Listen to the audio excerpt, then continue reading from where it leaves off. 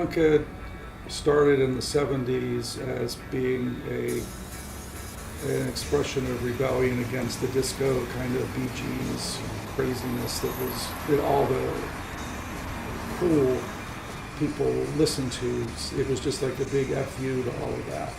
And so that carried over even in the distant waves of the late 80s and early 90s. It does not mean that all bands were political by any means. But it's the same kind of energy. In the 50s there were like Beats, and then there were punks in the 70s, and it's kind of that youthful thing. It's called different things, but it's the same attitude you would have seen if you had gone to any of these shows, back in the late 80s and 90s.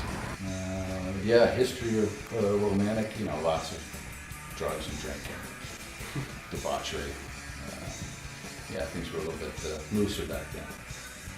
Willimantic informed me to just realize that there was something kooky and special about the town, and that after the first two EPs, I just started writing songs about life in Willimantic just because it was interesting.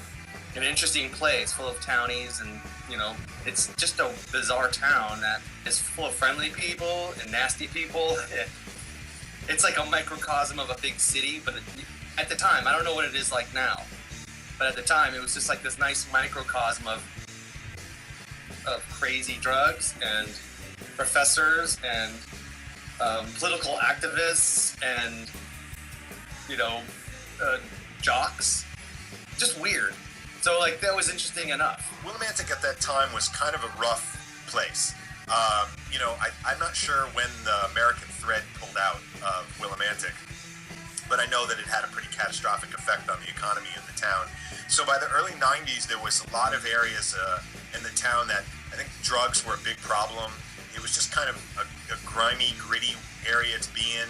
It was kind of this weird yin-yang because, downtown, Main Street, is so awesome, old school New England, great storefronts. I mean, it aesthetically looks beautiful, and there's some really fun restaurants and little niche shops down there. And yet then, some, crackhead chases you down the street, as you're trying to go to these restaurants and places. And so it was kind of an interesting, place to be at that time. It was a shithole, really. So, a lot of drugs and a lot of junkies around. A lot of our friends even got into that. A lot of them are dead. Crappy apartments but low rent. Landlords, the slumlords, and everybody trying to make the best of it. That atmosphere definitely was conducive to good punk rock music, especially. Yeah, there were all kinds of bands. There was obviously R&B bands around always. A lot of guys playing rock and roll, and then this underground punkish, punk rock, post-punk thing started to happen. And then from there, Charlie picked up on it, and it kind of grew. The music scene was pretty much centered around Willimantic Records, who would have once in a while a band come by. Eastern Connecticut University would have once in a while, if someone would get someone good, but mostly it was just mediocre, whatever, was semi-popular. And then you had Populist Pudding in we're talking late 80s now. Populist Pudding, that was probably your best bet in Willimantic, I guess, until the early 90s. Then suddenly Charlie started having shows in his basement, and that changed a lot of things. If it wasn't for Charlie Critch, it wouldn't be. It was Charlie and Matt writing about it and stuff like that, but he was the magnet for me to Willimantic, and I guess by extension it was Matt Brooks as well, and Jay. But Jay Adelberg, who played drums for MI6, his parents he lived down the street from me in Avon, so there was nothing like that in Avon. I mean, it was well past Nirvana's Nevermind came out before people were like, oh wait, there are punk shows going on in this state already, or people started to sniff around in the sort of the people who you wouldn't normally associate with indie or punk music started to get interested in that as a direct result of Nirvana and Pearl Jam and whatever else. That stuff was all going on beforehand, and I was in this part of the state, no doubt. Yeah, I'm not really age-wise part of that scene, and it was kind of a do-it-yourself kind of situation. And one thing I had was a little money because I actually had a job and didn't need my parents to do it, and there were a lot of good bands, and the point was people should know about the scene that's happening here. You know, there's some really great music that needs to be documented. The only way really to do that with any permanence was to have a 7-inch. If you had a tape out there, a cassette, it was kind of like low rent. It wasn't really, you weren't a real band. You were kind of just a wannabe. Everybody had a demo. I mean, even bands that were together for a week, wanted to have something out there. But a record, you could send it into Maximum Rock and Roll, which was kind of like the godfather of punk rock out in Berkeley, and they would review your records. And it was before the internet, so you didn't have access to any of this stuff. It was like a secret society, really. How does a small group of seemingly unrelated persons become a collaborative unit, almost functioning as one collective being, especially in the somewhat limiting setting of Willimantic and using such makeshift technologies and facilities as they did at the time? Basically, how does one form a band, and how does the experience of being in a local band at such a young age affect you and change you, and does it prepare you for later in life? In the late 80s and early 90s, the local music scene really took off here. That was probably the result of the opening of the Populous Pudding in the Meehan building on Main Street. Not only was the Populous Pudding a venue for creative expression, but it was also the perfect setting for aspiring musicians to meet one another. Many members of MI6 and other bands attended shows regularly at the Populous Pudding, also as did Charlie Critch, a local human rights lawyer. So, the stage is set. It was kind of an outgrowth, first of Pop Pudding, which was here on Main Street, Populous Pudding, in the late 80s. That got shut down by the town for fire code violations, and I did shows in my basement after that for a few years, but then they were on the verge of being shut down by the police. They kind of got really huge. You'd have at least 100, maybe 200 people here some nights, and it just, it doesn't mix with neighbors and noise. They're just not friends of each other. And I was doing a lot of shows during the week, because in the summer that's when the bands are touring. We had bands from California and North Carolina, a lot of other different states, but you'd never get them during the school year. It just wouldn't be possible. The Populous Pudding came in eventually. Gigi Allen played in Willi in that fur locker, where somebody had the foresight to bring a dead cat to the show, throw it on the stage. And I don't know if it's still there, but underneath one of the buildings on Main Street, there was an old, I guess it was a furrier, and so they had this cavern down below, and inside was this vault with a big, giant door, and they would have shows down in there. Also Yukon Ballroom, Wesleyan, places like that, the college places, Eastern. But yeah, a lot of basements. People would put on shows in their basements. Charlie's basement always had a show going on. Well, there were a number of shows in Charlie Critch's basement. He has a beautiful Victorian on Prospect Street, and he had some touring bands come through, national acts, and also just a ton of local Connecticut bands. That was basically the place to go. And then Charlie and a few of the musicians in the scene, started renting out halls. But like the first Charlie show was just it was just cool. It reminded you of like going to see other punk rock shows, because it was like sweaty, smoky. There were some kids that were drunk. There were some kids that were straight edge. It was kind of cool. And if they applauded or liked it or tapped their feet, it was a good sign. And I don't remember if it was the first show or the second show. Probably the second show we played guitars. We just like played in the first song, and then we got up, ran around the fucking house, then came back down and continued the show for no reason, just for giggles. It was just stupid, but fun. Sweaty and dark, and you're in this kind of cave, and everybody's crowded in up against the band, and there's no stage. It's loud. People are moshing around, like they used to call it. I guess it was first slam dancing, it became moshing, and I don't know what it's called now.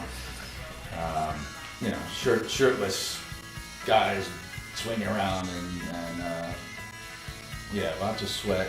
Got claustrophobic kind of. You'd come out soaked at the end of the night, probably 100% humidity anyway, dripping off the walls. But it wasn't like we all got to go to Willimantic and go hang out and find the bands. It was Charlie Critch. I mean, he had a record label, a small record label. He it was a weird thing from going to being. I was in a band called Milk Toast first before MI6, and going from meeting those guys, getting a few songs out, and then having it on vinyl within a matter of months. I mean, it was like a dream come true. Yeah. Well, I mean, Charlie facilitated a lot. He really liked us, and I think that's because the music was different. It wasn't the same old, 77 style punk. It had a little bit more to it. So Charlie pretty well sponsored us. I believe we're the first band he actually put out on the label. We actually went to Trout Mouse's studio, so we went to good studio with an engineer falling asleep at the board, and that was that first EP. Charlie Critch, he had awesome shows. The Pop Pudding, we all kind of met around the Pop Pudding time. So, and it always struck me as kind of odd because you've met Charlie. He's a lawyer. You wouldn't necessarily look at him and think of someone, being totally into hardcore and punk rock music. But he was also he's a great poet as well. So he had some awesome shows. I have a terrible memory. I can't even think of all the bands that came through that played down there. Joe probably can. Just a good, honest man, and he loved punk rock, and he loved Willimantic, and it was all out of love, and it was all from the heart. So whenever I saw that the bands were out there, I wanted to have them play. I thought it was important that people get exposed to that music. We realized we really were going to need our own club, like a place to have shows, where that we could have reliable place to have shows, where the town knew what we were doing, and where we weren't going to have to worry about neighbors complaining and things like that. So the first place we found was in a little strip mall across the street from the mall. That little, I think it's a karate place now. It's that strip mall where the Salvation Army is. There's a karate place on the end. And that was our first club that we had. It was called the WAC, the Willimantic Artists Collective. Transitioned over from what was called the WAC, they called it the Willimantic Artists Collective, which That was even less developed. It was just a concrete floor and there was nothing in it except for there was some fluorescent lights. Yeah, that was it. It was just like an empty storefront. It's a karate studio now, I believe, or was. But those shows were amazing too. I mean, they were really unbelievable. I remember, we MI6 had opened for, I believe he had opened for Born Against, their amazing shows. And so I guess how did 158? Well, then we went into snobby Mansfield across the border and opened up the Willimantic Arts Collective, which lasted all of a month before the town shut it down. Zoning code violations. There's always plenty of laws on the books if you want to do it.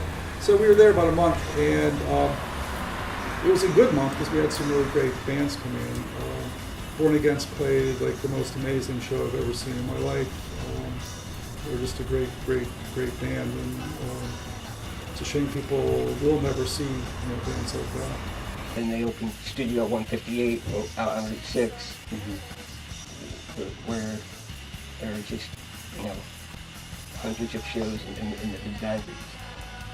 King Phil played there. There was a long list of bands that were huge in maximum rock and roll at the time that played there. But basically all the touring bands came through and played there.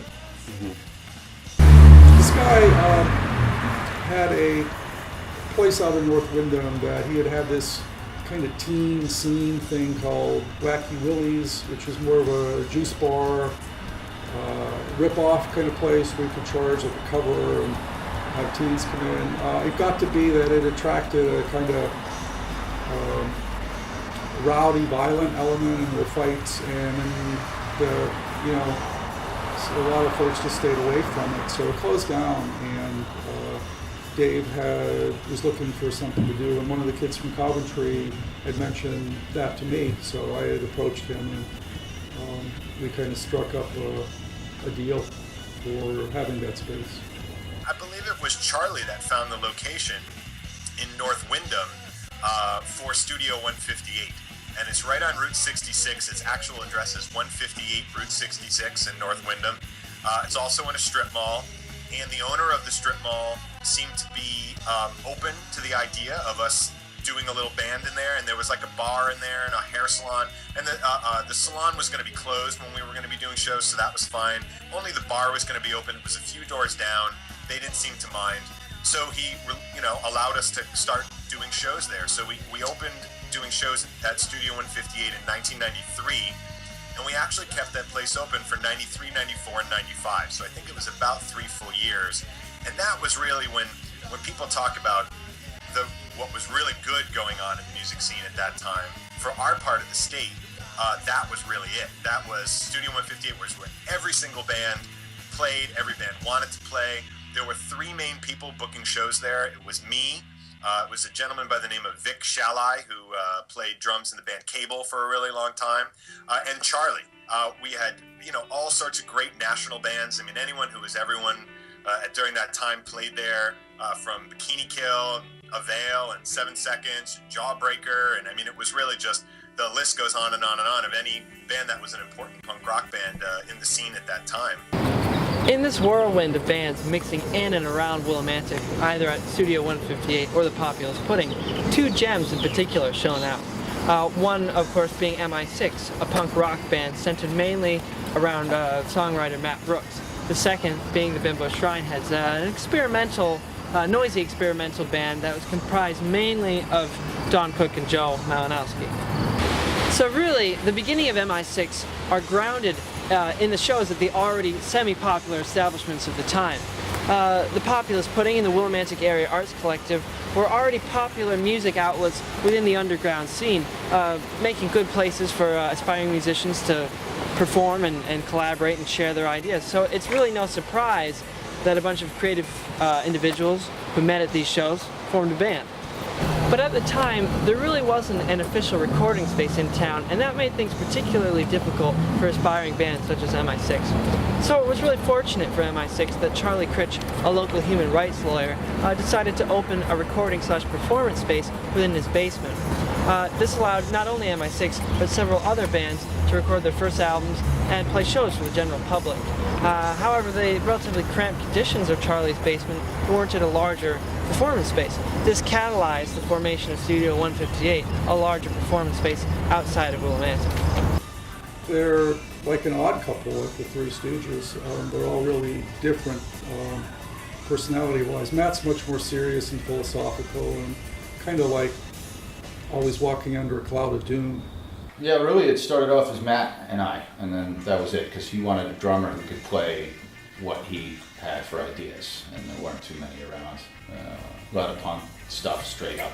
I can't remember who exactly introduced us or how, because he was going to Eastern as well, so I can't remember if we met on campus or if I think Vanessa said something like, hey, I know this guy, he's got great ideas, he's a drummer, and then we sat down and played and we meshed. Well, I know that Matt Brooks, who was the one constant member, and MI6 was very largely a product of his creative drive. It's his artistic vision that MI6 was a manifestation of, really. And then Matt went to Eastern in Willimantic, and that's where MI6, I believe, was really born. I guess, Matt Brooks, was a person who put them together.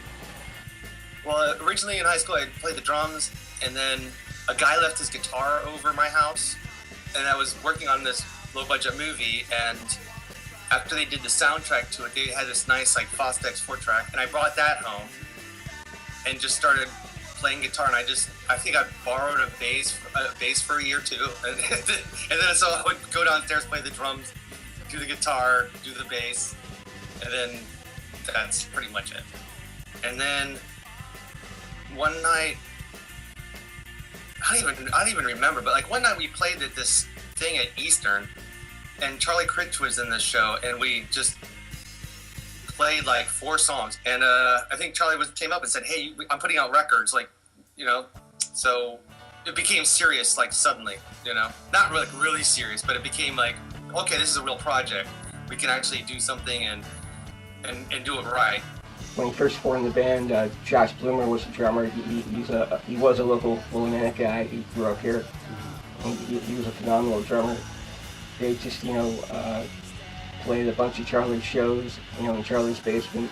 But it's just odd that band worked. Josh was another drummer, but he was more cynical, more of an edge to Josh, a perfectionist in drumming, because, they went out of their minds with him trying to re-record things 50 times because he wanted to do some fancy thing that was just a challenge to him. I left that on my own to go with this, one of my friends from school and another guy, is Kevin O'Connor from DOT, so we formed this kind of 3-piece, really heavy rock band.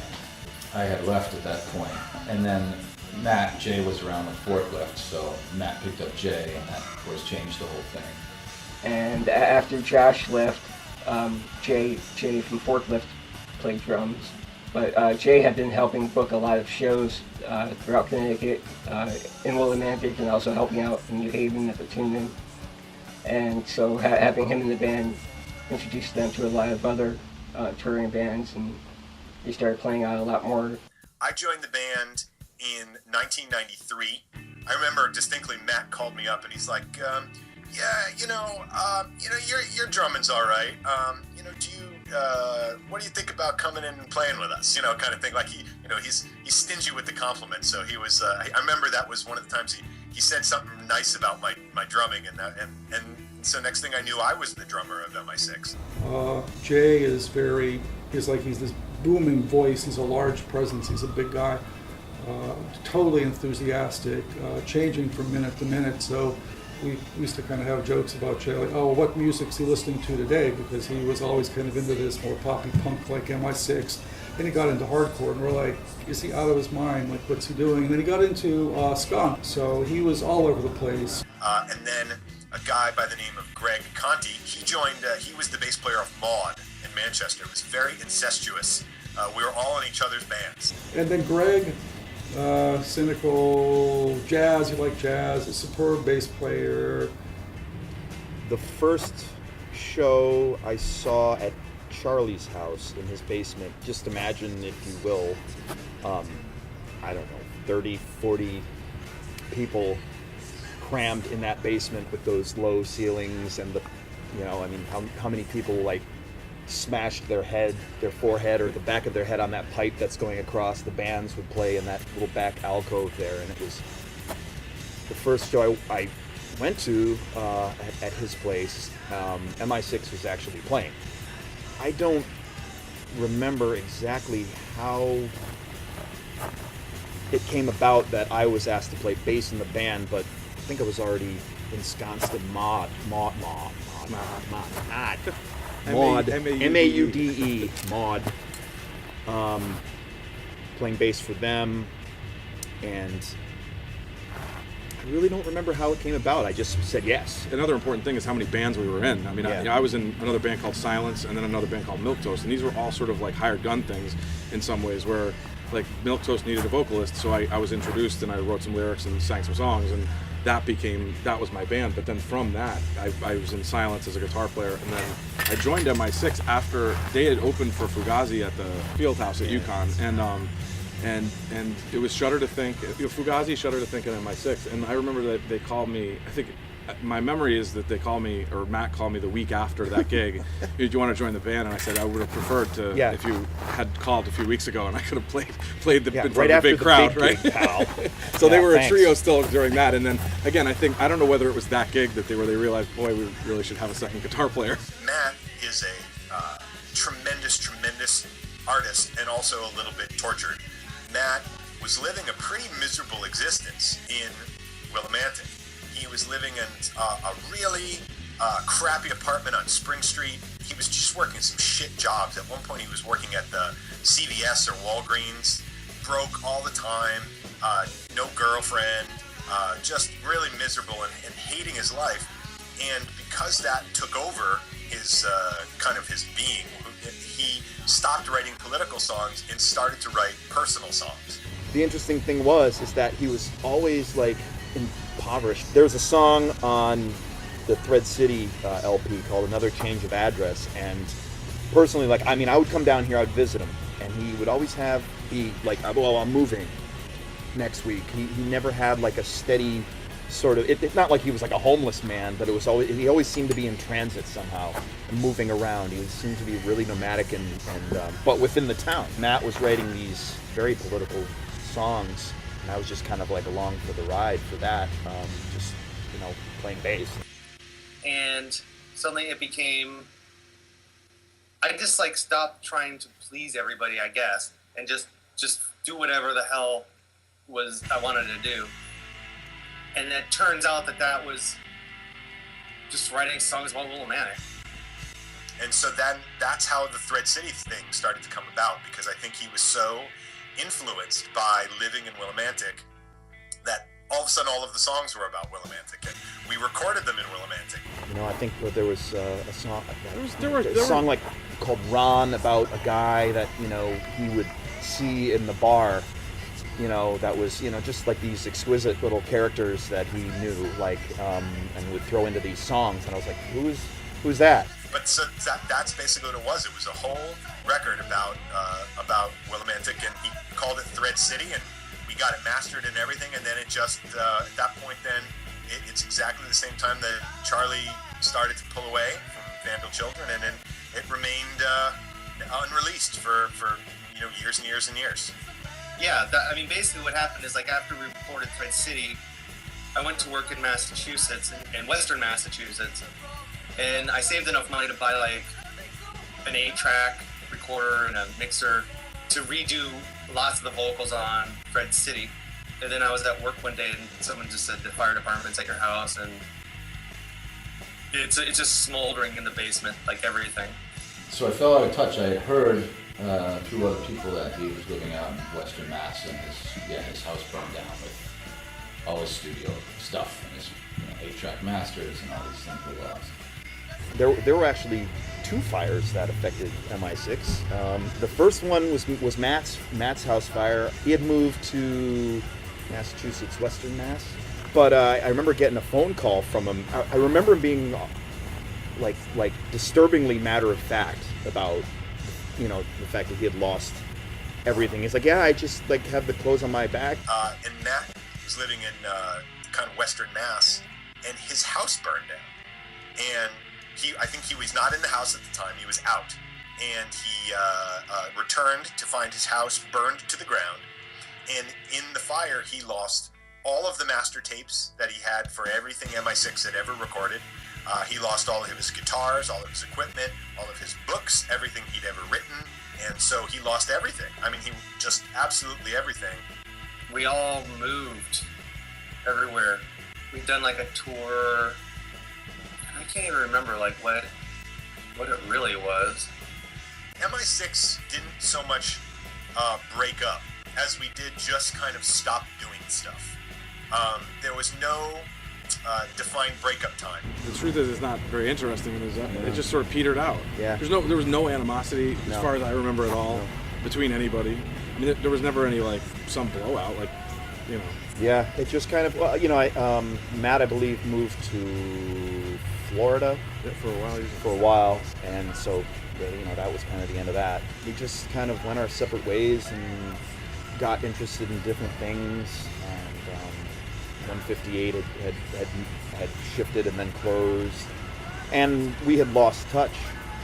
I think in around 1995, Matt moved up to Massachusetts from Connecticut. And so that made it hard for us to practice. So our practices became more infrequent. People would ask us to play shows, and we would say like, okay, sure, we'll do that. And then we'd say to each other, well, hey, we should probably practice for that show. And then we wouldn't practice, and so we would cancel the show. Suddenly, a year had gone by and we hadn't practiced or played. And so all of us had moved on to other things at that point. And so there was never any official like, oh yeah, hey, we're done. It just petered out. Greg, I think somehow a few years ago came across a digital audio tape of the Thread City sessions, and it was an unbelievable find because, you know, we had all resigned ourselves to thinking that that record was dead and gone. And he, not only did he find it, but then he was able to remaster it and clean up the mix a little bit, and get rid of all of the crackling, and put it together so that it was actually like a listenable, you know, sequence, which is just absolutely tremendous. And when that happened, he put that online, and we got the word out. And obviously, technology is the way people discover music is so different now than it was back in the day. Back in the day, if you didn't put it out in a physical format on a vinyl record or on a CD or something, it simply didn't exist. Now it got a second life because, you know, thanks to the Bandcamp and the internet.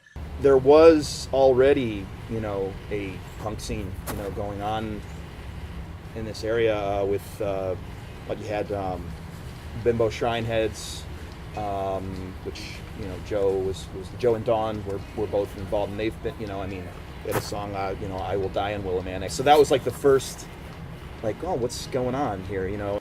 Yeah, I guess it was around 1985, and she was involved, you know, getting involved with the college radio station. I helped her as far as finding a lot of politically oriented artists from several different genres, because her show was focused on political music. Joe was the station manager, and I'd gotten a radio show, and I was doing some organizing on campus as well. But that's when I really started listening to punk rock and different kinds of music. I originally started as a folk musician, which opened a whole new world for me, and we ended up starting a band together. And you know, we would just play shows once in a while, you know, or basements or whatever. I'm sure there were probably disagreements. I can be a difficult person. But Joe's always had a much broader appreciation for music than I did. It took me a while to start to appreciate like noise music and things like that. So he's always had an appreciation for that, and that kind of grew on me. So I'm sure that there were probably some disagreements at first, but then other things we fell right into sync with. And I think you can kind of hear that in the music. I don't know that we had an articulated vision. We just kind of got together and jammed and saw what happened. I think I was probably influenced more by a lot of the bands that we had coming through the Pop Pudding at the time, which there were a lot of different folks that we saw. Everything from the Laughing Hyenas to, again, Sonic Youth was pretty influential. And again, lots of the touring bands that came through, just seeing different bands and guitar styles. It was fun in that, you know, I'm not technically proficient drummer, and with Dawn, you know, she allowed me to just relax and do whatever I felt like doing. I guess I'm a little bit different. I'm not really formally trained, so it's not, I don't have a music background. I would noodle around on guitar. I started using a lot of open tunings, so I'd come up with guitar bits and then usually put poems that I had written on top of that. One of our early songs that's been on a couple compilations now, I Will Die in Willimantic, was actually from an assignment that I had taken in a poetry class up at Eastern. Based on one of the poems. I can't remember now the original poet that it was based on. But Sandy, that's right. Sandy wrote it, a poem that he had us do an assignment where we had to do our own twist on it. So that's how I Will Die in Willimantic came about. The style that I've kind of fallen into worked well with her droning open tunings, you know, the open blues and folk tunings, you know, especially because Dawn had cheap electric guitars that wandered out of tune, because I wasn't carrying a solid rock beat, but more just kind of a pulse, a wave of noise. I enjoyed doing it a lot. Well, when I was younger, a lot of what I was doing was social and political, and a lot of the art that I did at the time and stuff that I was writing had a social and political leaning to it. And it was also really important to me, too, to be a musician that wasn't, a lot of women especially in mainstream rock, use sexuality to sell their music. They're not even necessarily all that great musicians, and some of their songs even suck, but they look like bimbos, and that was also kind of one of the jokes of the band Bimbo Shrineheads, was that I wanted to be exactly the opposite of that. A lot of times I would just wear boxer shorts and ripped up t-shirts and would be singing and screaming about rape and things like that, and so I guess that was kind of a message to get across too, is that you didn't have to look like a bimbo to be a musician or be respected as a musician and have something to say other than la la la sugar pop crap. Once we were playing out regularly, Dawn, you used it as an opportunity to spread the zines and flyers she'd been making, so she would have, either her own politically oriented lyrics or poems or just excerpts from zines or books, along with artwork, and gave her an opportunity to, she passed those out at the shows. So I guess, and that way it gave her another outlet for her political involvement. When we first started, I really focused a lot of both my music, poetry, and art on making political statements. So that was really important to me. As I've gotten older, now I'm doing other kinds of art and music as well. I mean, when I was younger, I was really adamant and very militant about everything I was doing, but I also do other kind of music and artwork as well that doesn't necessarily always have to have a social political statement. Just playing off of each other, we find ourselves, sometimes in a space that we hadn't anticipated. And we're not alone in that. That's what a lot of my favorite, musicians, strive for as well. That's what they enjoy about playing music. A lot of the musicians that play here, they play only improvised music, and, they live for those moments.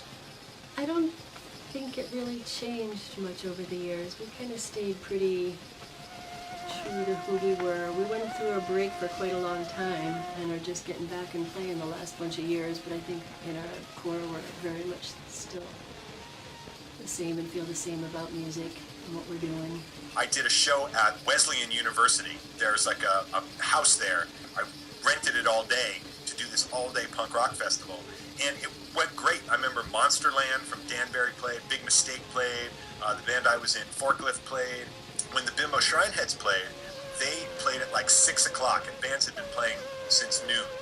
And so it was this, punk rock and metal all day long.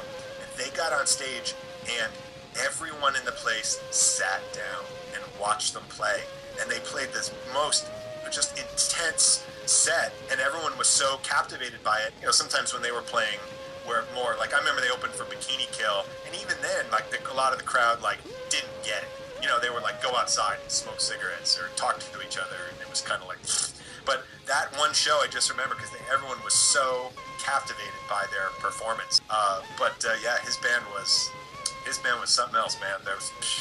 I still have never known enough. I mean, it's maybe some of the earliest Riot Girl type stuff where it was just so raw and emotional and creative because people were harnessing an artistic vision without having a mastery of any instruments whatsoever. But you know what I mean? That's fucking punk rock. That's what that is.